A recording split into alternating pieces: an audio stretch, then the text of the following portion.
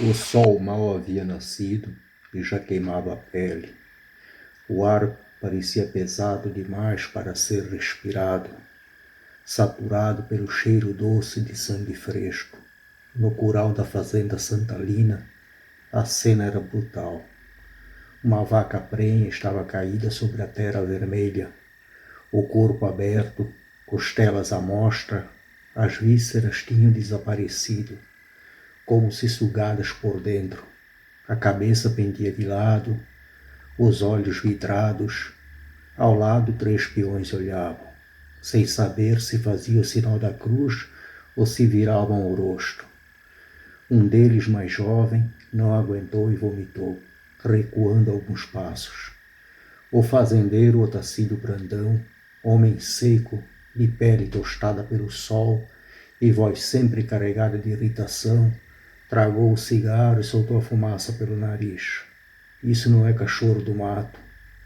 Não é Sussuarana. Isso aqui é onça pintada. E das grandes.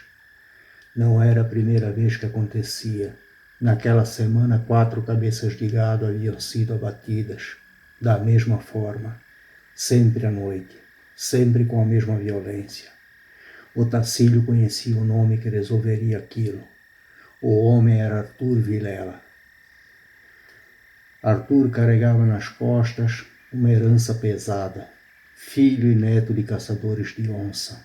Aprendera desde pequeno a ler o mato, como outros liam livros. Seu avô tinha histórias de onças negras, maiores que bezerros.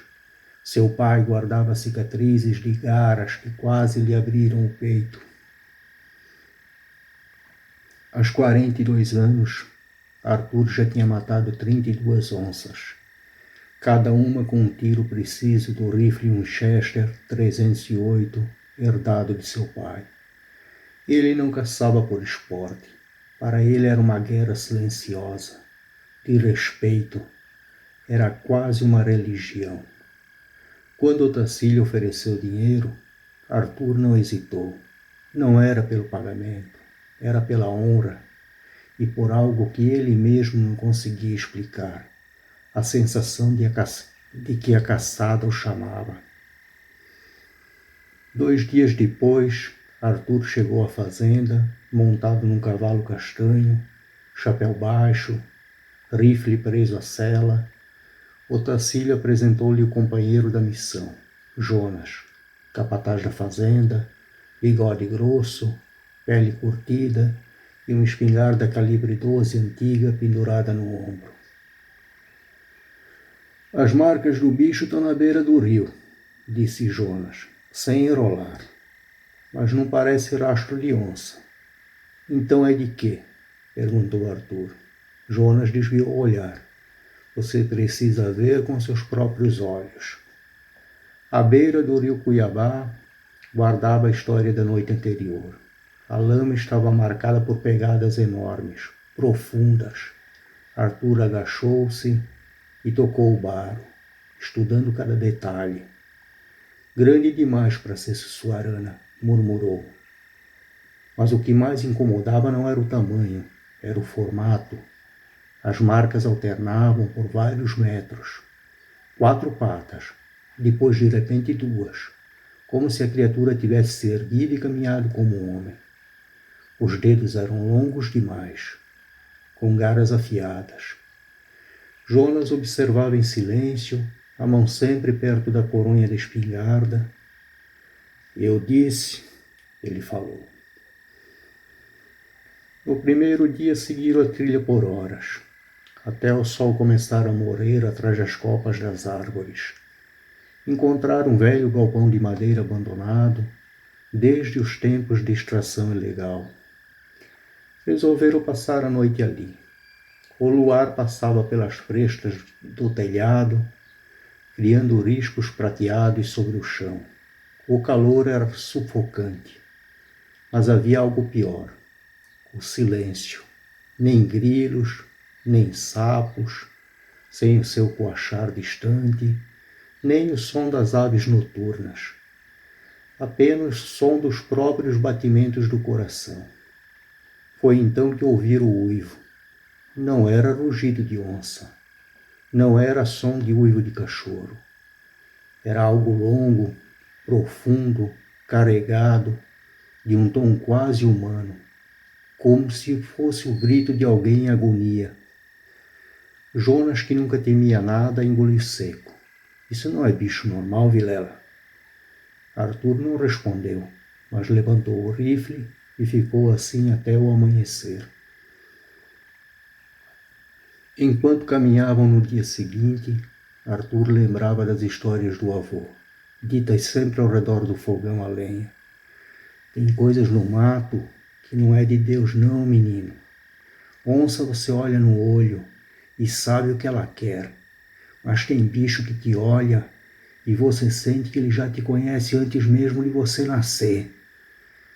Na época ele achava que eram lendas para assustar crianças, mas aquele rastro, aquele uivo, começaram a corroer sua certeza. No terceiro dia chegaram a um riacho. A água parada refletia o céu claro, mas havia um cheiro forte de carne podre. O mato em volta parecia mais alto, mais fechado, como se quisesse esconder algo. Resolveram passar a noite ali. Arthur desconfiava que o bicho passaria por ali à noite. Perto de 1 hora da manhã, escutaram o uivo à distância. Ficaram prestando atenção à mata ao redor. Foi quando o silêncio se quebrou com um estalo seco de galho. E então o mato se abriu e a criatura saiu do mato num salto. Era gigantesca, erguida sobre 2 pernas, coberta por pelos negros e espessos. Os músculos se moviam sob a pele como se fossem cordas vivas. O rosto era uma mistura grotesca entre animal e homem, com focinho comprido, orelhas pontudas e olhos dourados. Olhos que não eram apenas de predador, mas que carregavam inteligência. O monstro rugiu e avançou. Arthur atirou. O impacto fez a criatura recuar, mas não cair. Jonas disparou em seguida, atingindo o abdômen. Mesmo ferida, a coisa girou o corpo e desapareceu na mata com uma velocidade absurda. Seguiram o rastro de sangue até o amanhecer. O caminho os levou a um vilarejo abandonado, quase engolido pela mata. Casas de madeira, podre, portas caídas, janelas vazias. De uma delas vinha um som fraco, como uma respiração ofegante. Dentro, sobre uma cama encardida, estava um homem nu, coberto de sangue. O ombro destroçado pelo tiro de Arthur. Os olhos, agora humanos, ainda eram os mesmos dourados que tinham encarado o caçador horas antes. Ele se esforçou para falar. Eu tento me trancar, disse com a voz falhando, mas a lua me chama, desde que ele me mordeu. E morreu ali, sem dizer mais nada. Ao lado da cama, correntes partidas e marcas profundas na parede mostravam que aquela prisão improvisada era usada pelo homem para conter a fera e que ele havia conseguido se prender das outras vezes. Jonas e Arthur se olharam, sabiam agora que não era uma onça que atacava o gado, mas também sabiam que ninguém acreditaria naquela história. Resolveram que contariam que atiraram na onça, na beira do rio, e o corpo havia se perdido nas águas do rio Cuiabá.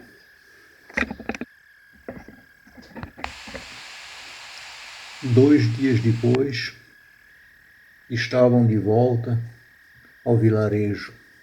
Arthur contou para Otacílio a história que tinha combinado com Jonas.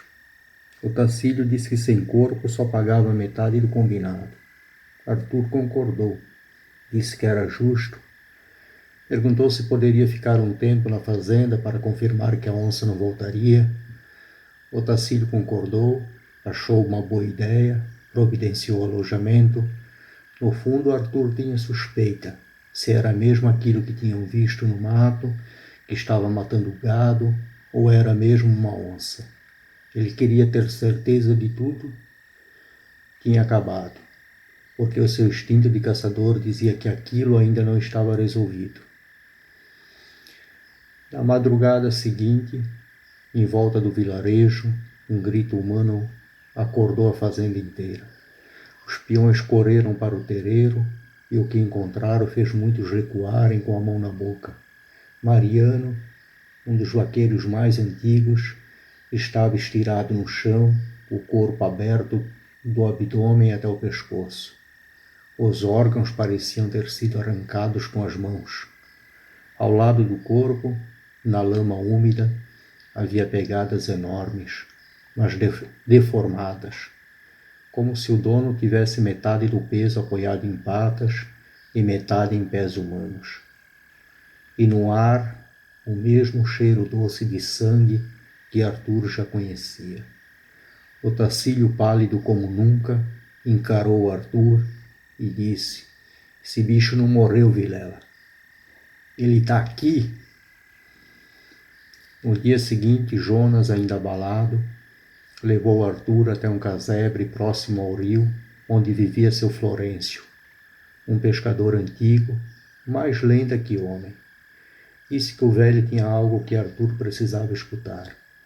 O velho olhou para eles com olhos embaçados, mas quando ouviu sobre os rastros e o uivo, sua expressão mudou. "Isso não é onça", disse cuspindo no chão. "Isso é bicho de maldição." Ele contou que há décadas um homem daquelas terras tinha voltado doente para casa depois de ter sido atacado por um animal estranho próximo ao garimpo em que trabalhava em outro estado. Isso foi há mais de 30 anos. No começo o homem tinha febre, suor frio, coração acelerado, mas com o passar do tempo o homem foi melhorando e se tornou mais forte, mais rápido, escutava sons à distância e farejava como um cachorro. Seus sentidos, sua força, tudo estava ampliado. Mas a bênção virou praga a cada lua cheia. O homem virava fera e se alimentava de sangue. No começo, animais começaram a desaparecer no povoado. Depois eram crianças, depois homens. Até que os moradores, desesperados, abandonaram o povoado e ele ficou sozinho naquele povoado abandonado no meio do mato.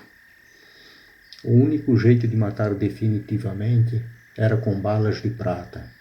Arthur não acreditava em lendas, até agora. A lua daquela noite seria cheia e o ar parecia mais denso, como se a mata prendesse a respiração. Arthur derreteu algumas moedas de prata que seu Florêncio guardava para pagar promessas e moldou 3 projéteis. Ele e Jonas se esconderam em um galpão abandonado, rifle pronto, ouvindo o vento arrastar folhas no chão. Perto da meia-noite, o uivo ecoou. Não distante como antes, perto, muito perto. O mato se agitou e a criatura surgiu, maior do que lembravam. Olhos dourados, fixos no caçador. O primeiro tiro de prata acertou o peito. O monstro urrou e cambaleou, mas avançou. O segundo pegou no pescoço. Ainda assim ele continuou vindo, com garras prontas para abrir o caçador. O terceiro tiro errou. Jonas gritou e a fera caiu sobre eles. O que aconteceu nos segundos seguintes foi um borão de sangue. Dentes e gritos, Jonas foi lançado contra a parede e o som de ossos quebrando ecoou no galpão. Arthur conseguiu cravar a faca no olho da criatura, que soltou um rugido quase humano antes de recuar no mato, desaparecendo. Ao amanhecer, encontraram Jonas morto, com o pescoço quebrado. O Tacílio não quis ouvir explicações. Mandou Arthur embora, jurando que nunca mais queria vê-lo. No caminho de volta, o caçador passou pelo vilarejo abandonado. No quarto onde o homem de olhos dourados morrera, as correntes estavam refeitas, limpas, como se alguém esperasse. outro prisioneiro. Naquela noite, na solidão do seu rancho, Arthur acordou suando frio. Na janela, refletidos pelo luar, 2 pontos dourados o observavam, e no fundo do peito ele sentiu, não medo, mas fome.